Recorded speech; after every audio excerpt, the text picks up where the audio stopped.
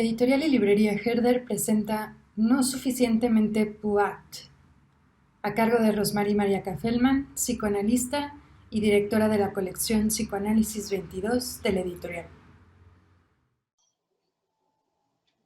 A partir del neologismo Puat de Lacan del seminario de l'Insu, que c'est que l'une des vues c'est l'amour,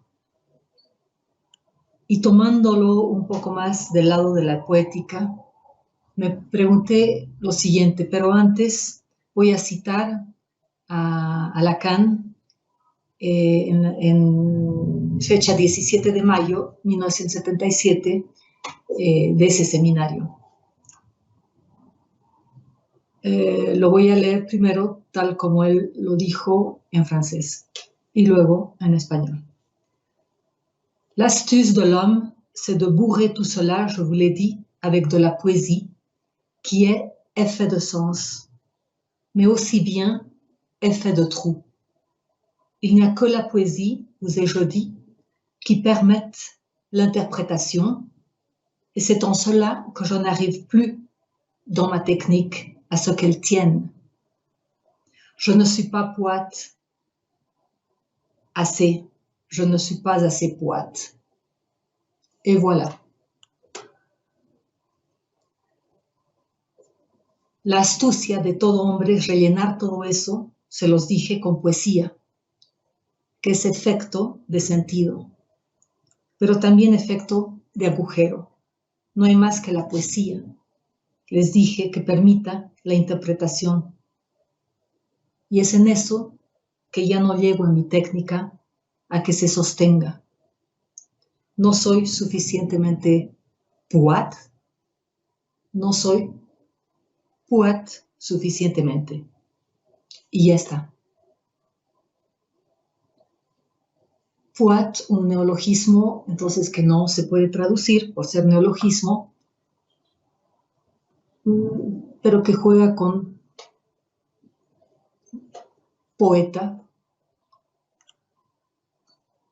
pua, también hay una lectura en relación al pu y al objeto a, pero como lo acabo de especificar, voy a tomar más este sentido poético, esto que brinda la poesía. Entonces, a raíz de esto que dijo Lacan, me pregunté, bueno, finalmente entonces, ¿qué es un poema? ¿Qué hace un poema? ¿Qué es un poeta? Y un poema en relación a la lengua, porque se trata solamente entonces de un hablar versificado o de homofonías en la lengua buscadas voluntariamente. ¿Y qué pasa cuando es involuntario? Porque esa diferencia es importante. ¿Qué significa no ser poète assez en psicoanálisis?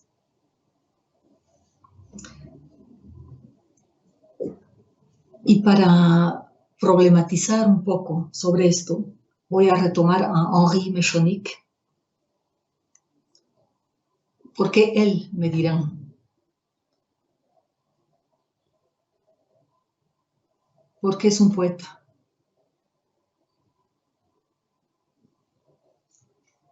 Además de ser ensayista, traductor, por su conocimiento en cuestiones del lenguaje, por su manera de entenderlo incorporando ritmo y oralidad. Y alguien muy opuesto a los academismos. Lo voy a parafrasear en su texto denominado Manifiesto por un partido del ritmo. Aclaro que en este manifiesto, que es parte de un libro denominado Celebración de la Poesía, trabaja mucho esta crítica y esta diferenciación que existe entre poesía y poema. A la poesía, en pocas palabras, entendida como esa herencia ancestral transformada en académica a través del tiempo, que limita la posibilidad de producir un poema. Cito: para ser un sujeto, para vivir como sujeto, es necesario dar al poema un lugar que el mundo no le da. Un lugar. Lo que vemos alrededor de la poesía tiende extrañamente, insoportablemente, a rechazar un lugar, su lugar, lo que llamo un poema. Contra esta asfixia del poema por la poesía, hay una necesidad de manifestar el poema, una necesidad que resienten periódicamente algunos para sacar una palabra ahogada por el poder de conformismos literarios que no hacen más que estetizar esquemas de pensamiento que son esquemas de sociedad.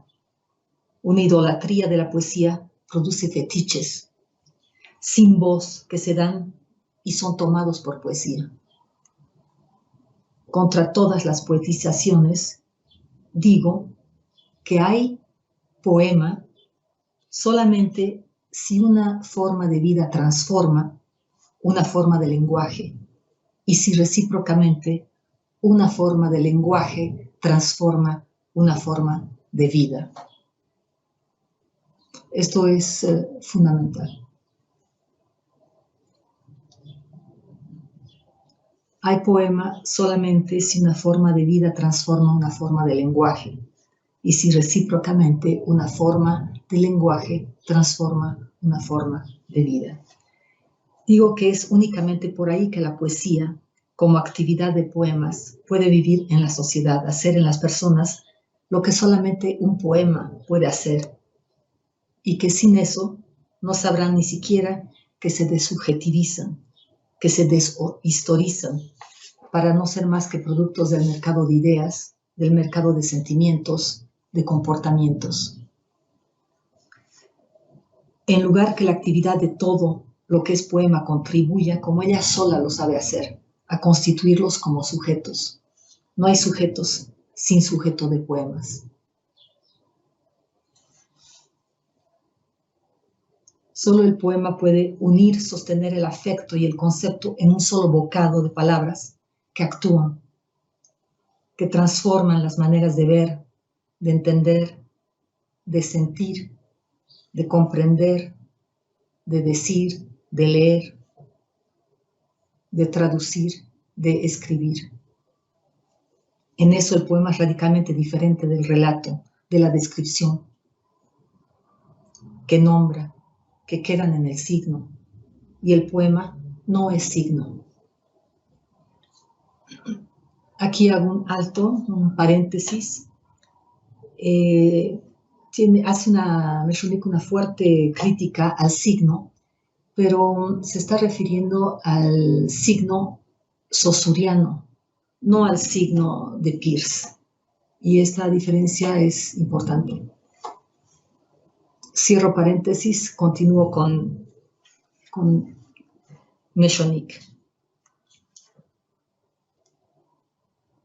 El poema es lo que nos enseña a ya no servirnos del lenguaje.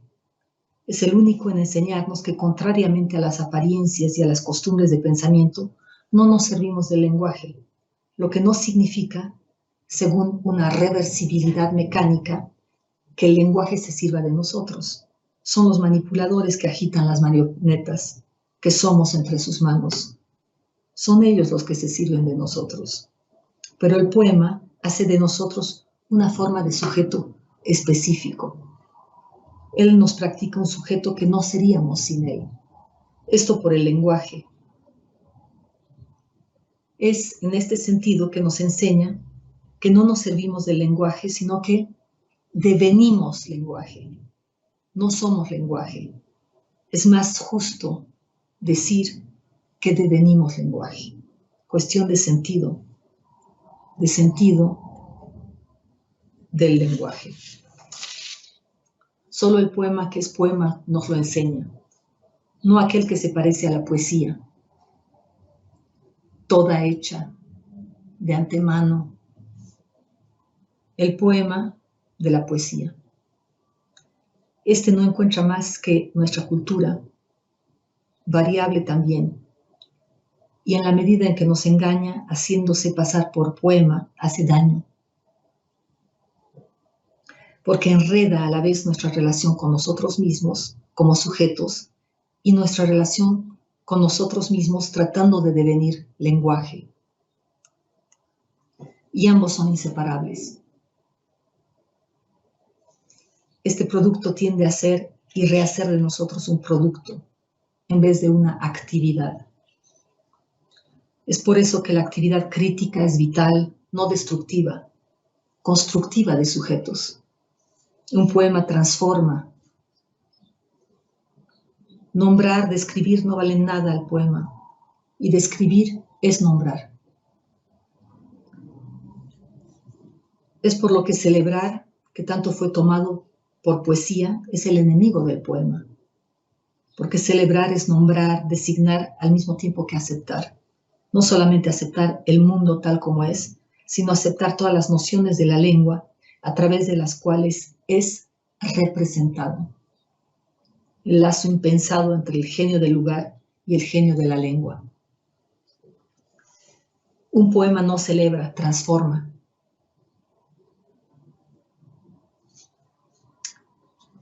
Por el poema retengo el rol mayor del ritmo en la constitución del sujeto lenguaje. Porque el ritmo ya no es, aunque ciertos letrados todavía no se han dado cuenta, la alternancia del pan pan en el cachete del métrico, del metrónomo.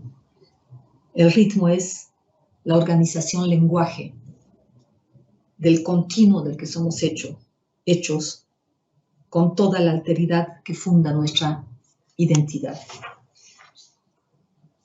Porque el ritmo es una forma sujeto.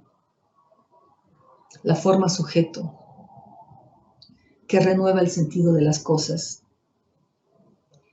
Es por él que accedemos al sentido que tenemos de deshacernos. Que todo alrededor nuestro se hace de deshacerse. Y que al acercar esta sensación de movimiento de todo, somos nosotros mismos una parte de ese movimiento. Y si el ritmo poema es una forma de sujeto, abajo la vieja pareja de forma y sentido.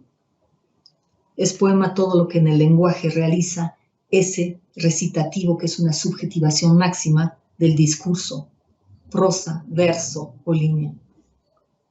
Un poema es un acto de lenguaje que solo tiene lugar una sola vez y recomienza sin cesar, porque hace sujeto. No para de hacer sujeto de ustedes cuando es una actividad y no un producto. Es la sola tarea espiritual. Sí, yo diría que sí, en este mundo llevado por la vulgaridad de los conformismos y el mercado del signo, donde hay que o renunciar a ser sujeto, una historicidad en curso, para no ser más que un producto, un valor de intercambio entre las demás mercancías. No, las palabras no están hechas para designar las cosas. Están ahí para situarnos entre las cosas. Si lo vemos como designación, mostramos que tenemos una idea muy pobre del lenguaje. La más común también es el combate desde siempre del poema contra el signo. David contra Goliat. El poema puede y debe combatir al signo, desbastar la representación convenida, enseñada, canónica, porque el poema es el momento de una escucha y el signo no hace más que darnos a ver. Es sordo y todo lo vuelve sordo. Solo el poema puede darnos voz, hacernos pasar de voz en voz, hacer de nosotros una escucha, darnos todo el lenguaje como escucha. Y el continuo de esta escucha impone un continuo entre los sujetos que somos, el lenguaje que devenimos, l'éthique en acto, que es esa escucha. De ahí una poética De ahí una política del poema, una política del pensamiento, el partido del ritmo.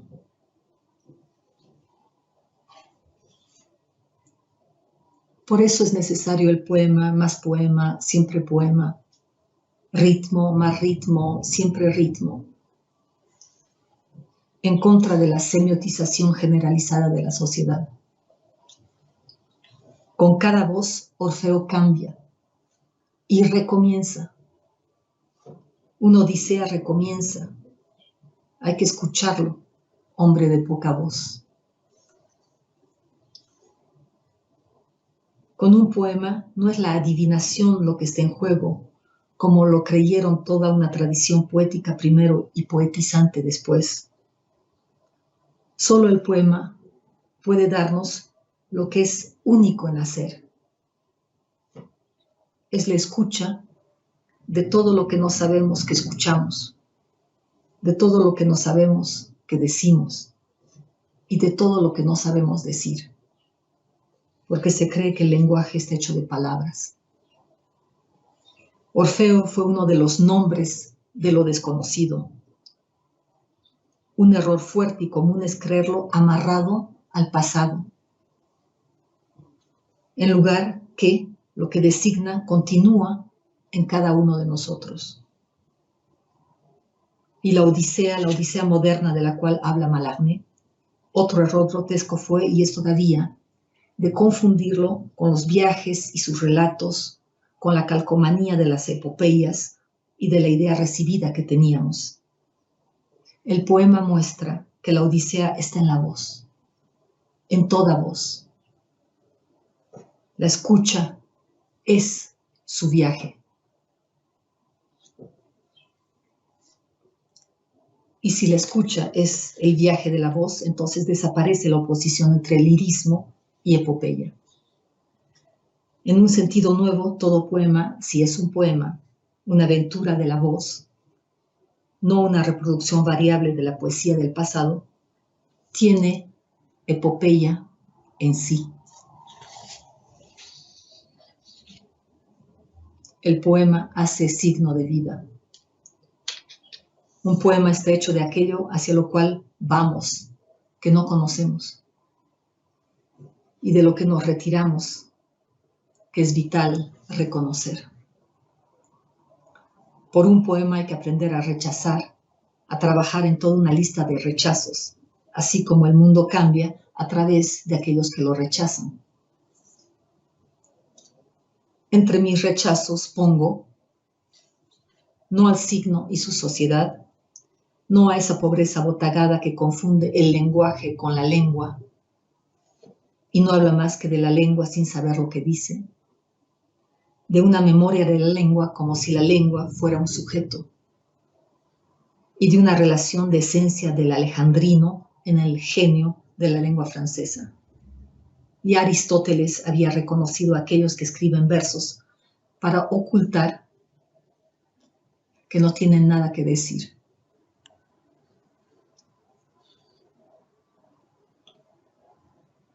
No al consensus signo en la semiotización generalizada de la comunicación mundo. No se va hacia las cosas, porque no cesamos de transformarlas y de ser transformadas por ellas a través del lenguaje.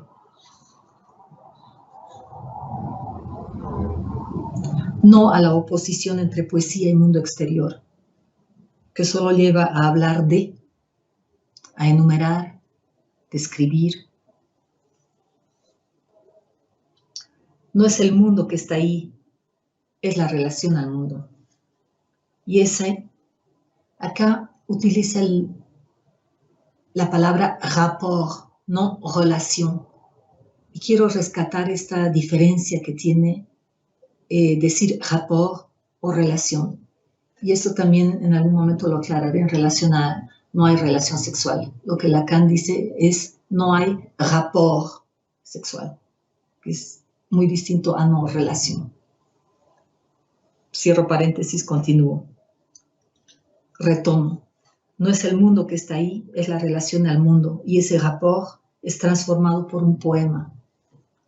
y la invención de un pensamiento es el poema del pensamiento. No, la poesía no está en el mundo, en las cosas. Solo puede estar en el sujeto. Confundimos el sentimiento de las cosas y las cosas mismas. Y esta confusión lleva a nombrar, a describir. La experiencia no basta. El discurso sobre la experiencia no basta para que exista poema.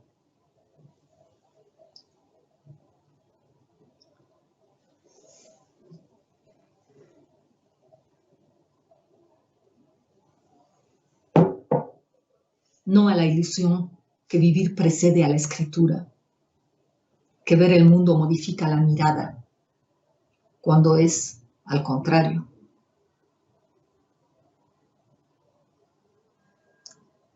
No al ver entendido como entendimiento. Las revoluciones de la mirada son efectos, no causas. No a la separación entre afecto y concepto, cliché del signo, que no hace más que un símil poema o símil pensamiento. No a la metáfora tomada por el pensamiento de las cosas, cuando solo es una manera de girar alrededor, en vez de ser la única manera de decirlo.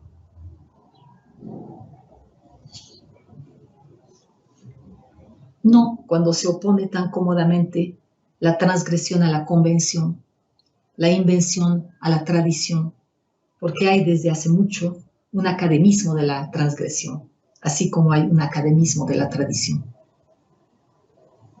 Y porque en los dos casos mezclamos lo clásico y lo moderno. No a la poesía como mira del poema, puesto que es inmediatamente una intención de poesía que solo puede dar literatura. Todos esos rechazos son indispensables para que haya poema, a la escritura, a la lectura, para que vivir se transforme en poema.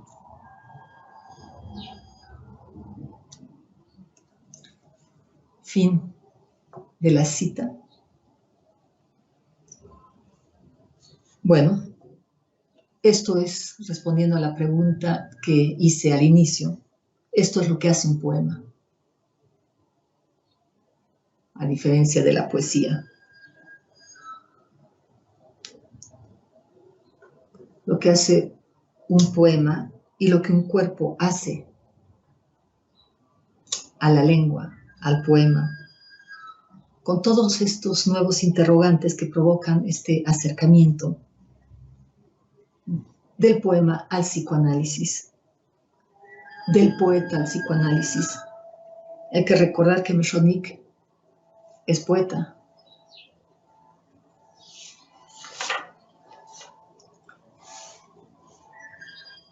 Diría que el efecto de cuerpo está en ambos, un psicoanálisis, un poema.